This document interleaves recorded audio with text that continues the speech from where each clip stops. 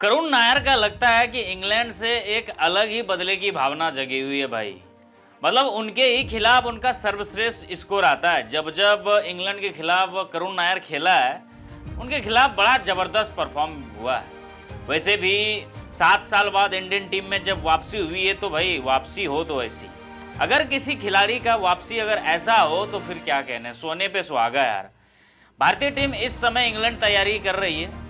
England में जाकर वहाँ टेस्ट सीरीज खेला जाएगा, 5 टेस्ट सीरीज। उसकी तैयारी में जोर शोर से लगा हुआ। अभी इंडिया ए का मैच भी चल रहा है, जैसे सरफराज खान, करुण नायर, ध्रुव जुरेल, ये सारे खिलाड़ी जो हैं वो परफॉर्म कर रहे हैं। लेकिन इस बीच में करुण नायर का एक अलग लेवल चल रहा है इंग्लैंड में। साल 2016 में हमने देखा था 5 टेस्ट मैचों की सीरीज खेलने इंग्लैंड आई थी भारतीय दौरे पे। उसके बाद जो करुण नायर ने बैटिंग करी थी वो इतिहास है। इतिहास इसलिए कहेंगे कि इंडिया की तरफ से दूसरा ऐसा खिलाड़ी है करुण नायर जिन्होंने टेस्ट क्रिकेट में 13 शतक जड़ दिया था। और ये अचीवमेंट कोई क्या बोलते हैं आसानी से नहीं मिला, और ये किसी भी खिलाड़ी के लिए एक बहुत बड़ा अचीवमेंट माना जाता है। टेस्ट क्रिकेट में 13 शतक लगाना ये किसी सपने से कम नहीं है। वैसे हमने देखा है कि यहाँ पे पूरे खिलाड़ी अपने जीवन कैरियर में 7-8 साल, 10 साल, 15 साल के कैरियर में दोहरा शतक भी नहीं लगाता और रिटायर हो जाता है। लेकिन टेस्ट क्रिकेट में उन्होंने वो कारनामा कर दिया है, 13 शतक लगा के। तो करुण नायर का जो एक खुन्नस है वो इंग्लैंड के खिलाफ एक अलग लेवल का चलता है। अब देखना ये पड़ेगा कि ये खुन्नस बरकरार रहेगी वो 5 टेस्ट मैचों की सीरीज में या फिर वो पहला मैच। क्योंकि पहला मैच उन्होंने खेलते हुए, इंडिया की तरफ से खेलते हुए उन्होंने बता दिया है कि हम आ रहे हैं वापस, और हम आ रहे हैं तो फिर स्वागत करना पड़ेगा ना।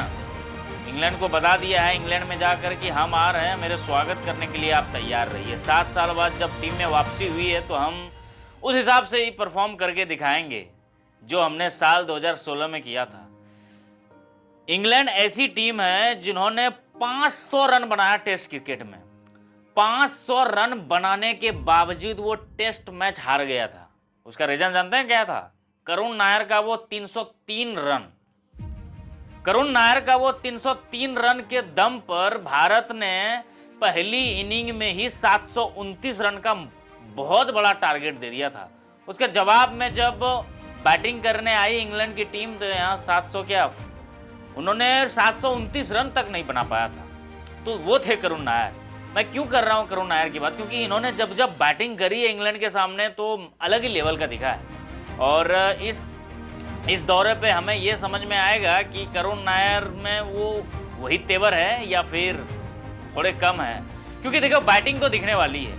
इस समय करुण नायर का वहाँ इंग्लैंड में जाना, उसका सबसे बड़ा एक्स फैक्टर ये रहेगा कि वहाँ की सीम कंडीशन को अपने आप में ढालना।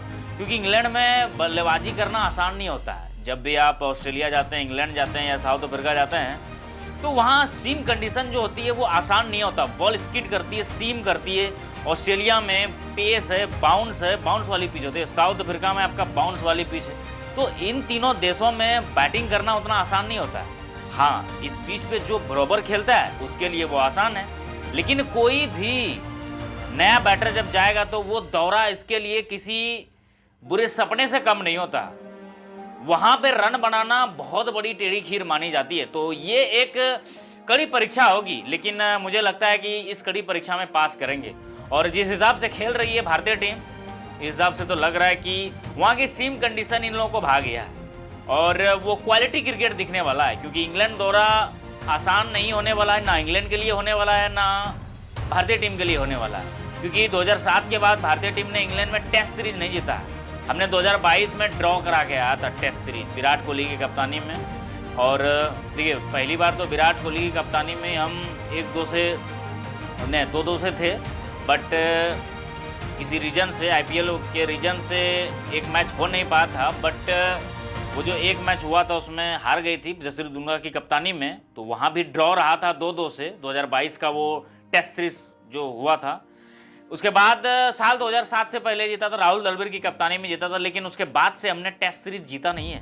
तो एक बढ़िया मौका है टेस्ट सीरीज जीतने का। जिस हिसाब से तैयारी करे, ऋषभ पंत भी आपके सामने आएंगे, शुभमन गिल भी अब पहुंचने वाले हैं क्योंकि आईपीएल से उनका टीम का पत्ता खत्म हो चुका है। तो साई सुदर्शन, शुभमन गिल बहुत जल्द वापस लौटने वाले हैं इंग्लैंड।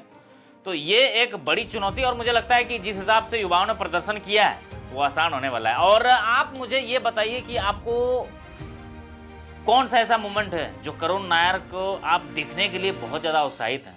अपने कमेंट दागिए यार, मज़ा नहीं आ रहा है, कमेंट दागिए फटाफट।